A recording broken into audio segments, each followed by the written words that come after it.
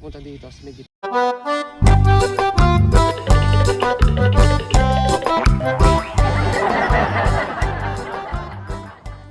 So ayan, what's up mga kalitaraya? Kamusta kayong lahat?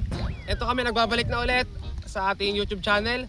At siyempre mga kalitara, kilala nyo yun, si Kuya Balding, ang ating magtataho, nakilang magtataho. Ay nagbabalik na ulit dito sa paliparan. So umpisa na mga kalitar kasi nagkaganda na yung hangin. At ito nga pala yung paliliparin natin. Ayan, napaka-cute lang mga kalitar, no? So sobrang cute ng saranggola natin na paliliparin. So ang gumawa nito mga kalitar ay tropa natin na nagbablog din dito sa YouTube, si Peace JTV, kung kilala nyo siya. So nagka-banding kami nung nakaraan kasi pista dito sa amin, Dumayo, mga kalitar dito na mesta. At may dala sa atin isang film strip. At hindi lang yan mga kalitar, binigyan pa tayo ng saranggola na souvenir, ano. So test fly natin to dito sa paliparan natin. Kasama ko yung ano. Ay, dito ka! Malikot, super likot mga kalitar ng aking baby. So ito paliliparin natin. Ito yung paliliparin natin. Pakita mo dito, kakaiba yung parasukat nito mga kalitar. Ayan.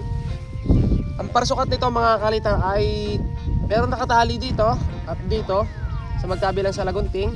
Tapos meron pa dito sa gitna. Napakarami niyang tali mga kalitar. Napansin nyo naman. Ganyan yung parasukat nila ng saranggola. So ito napag-aralan din daw ni Peace J sa kanyang mga tropa siguro, Vietnam kahit mga kalitar. Sa Vietnam din yung klase ng parasukat na ganito. Ngayon naman i-display natin, ano.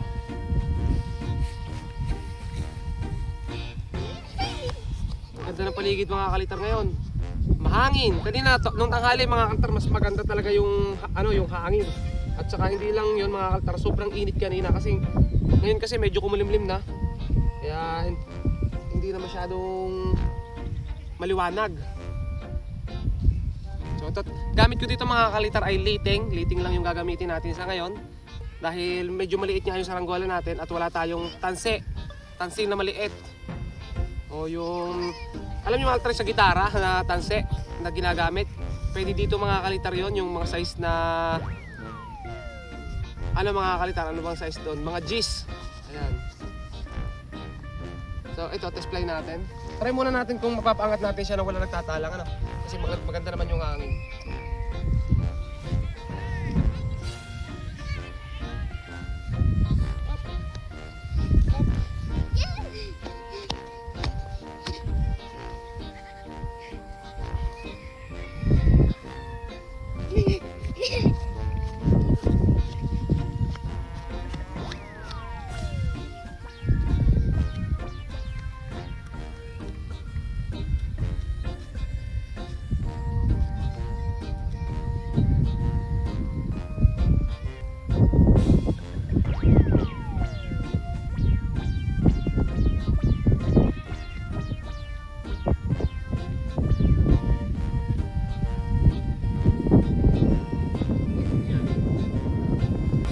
Napalipad na natin mga kalitar yung saranggola at talagang napakagandang lumipad na yun sa may taas.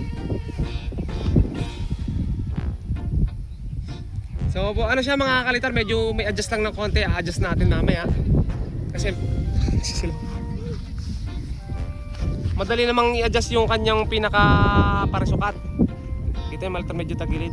So mamaya i-adjust natin pagbaba. Ganyan lang mga kalitar yung saranggola. Hindi ko lang masyadong mahabaan mga kalitar kasi kapag hinabaan ko baka makaligaw kasi ang gamit lang natin dito ay lighting. So yung lighting kasi mga kalitar hindi masyadong maganda pagpalipad. Gamitin pagpalipad kapag medyo malaki yung saranggola kasi baka malagot.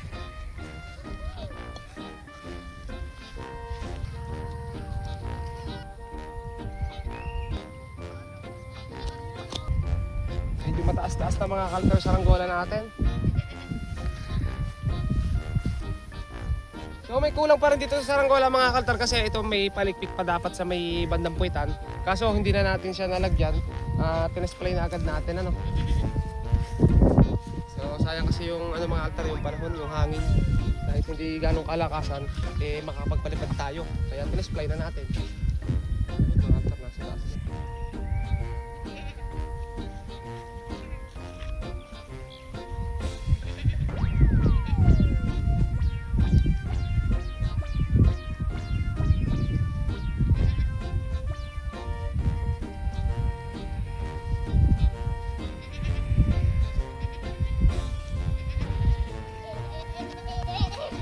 So ito guys, saglitan lang natin tinesfly. Saka na lang natin ayusin mga kalitar yung ano niya, yung pinaka palikpik. Pero papakita ko sa inyo kung paano natin i-adjust yung lado pag naibaba na natin. Ano?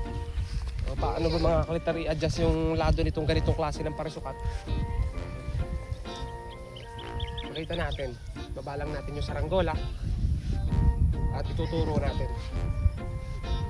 Nakapansin nyo mga altar yung paligid natin unti-unti nang hindi na siya mga altar yung damo hindi na tuong berde kasi unti-unti nang natutuyo. Gaya nito mga altar, kita niyo yung mga ganyang mga nakatayo na parang wala ng dahon.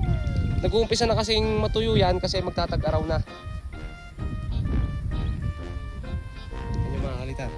Kapag natuyo yan, mga kalitar, pwede nating silaban para mawala yung sabitan ng ating mga gagawing saranggola.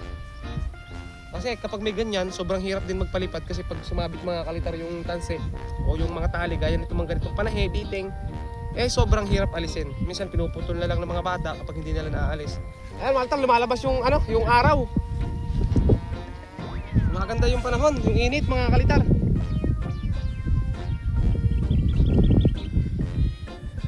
Lumalabas na yung sikat ng araw. Mababa na rin mga altar yung saranggola natin, yung saranggola. I-adjust natin. Testing lang namin. Tela. Ayan.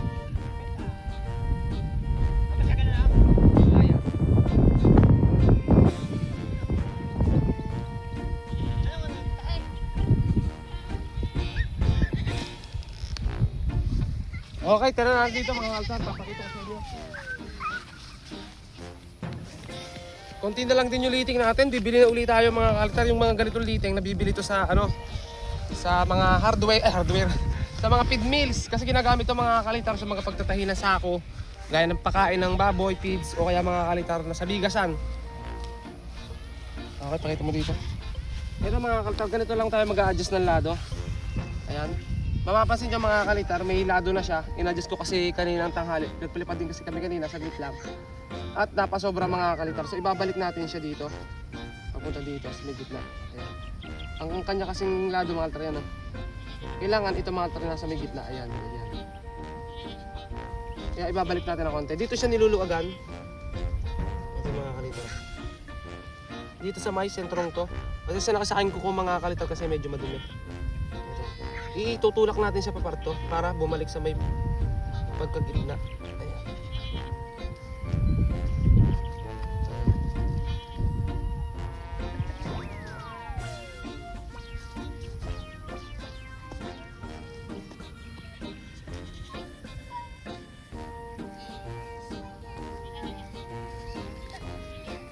So, isin pa natin.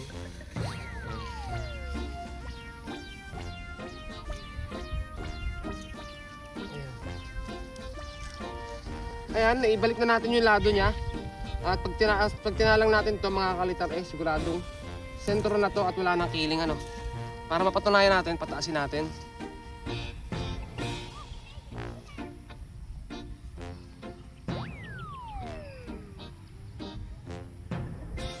Bulan ulit natin. Kaso biglang humina ng mga kalitar yung hangin. Try pa rin natin.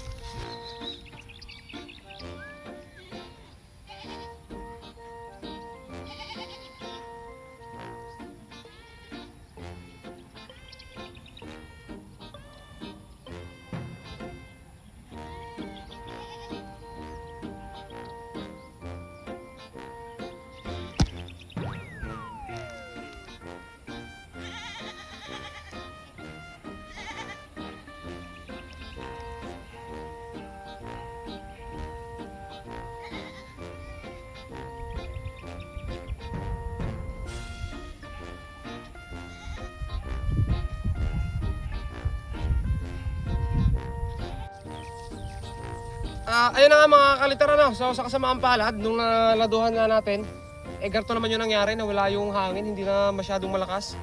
At tela kasi to mga kalitar ang ginamit dito ay tela, medyo mabigat para sa plastic.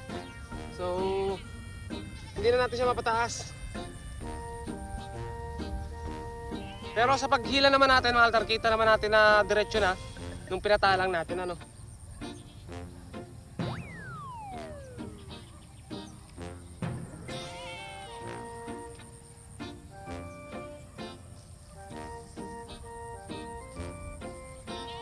Bale, ito nga mga altar, testing natin. Hanggang dito na lang muna yung videos natin. Saka na lang natin paliparin pag nang ayos kapag meron na siyang palikpik dito. Pero pwede ito lagyan ng sumba mga kalitar ha. Kasi medyo magalaw pa. Kapag nalagyan pati ito ng palikpik, syempre mas delikot. Kaya mangangailangan siya ngayon ng sumba. Pero ang the best mga kalitar ito lumipad kapag may palikpik na at may sumba ano. So ito nga pala mga altar nating nakasama. Ito yung aking anak mga altar. Sobrang likot. Uli-uli dito, patakbo-takbo.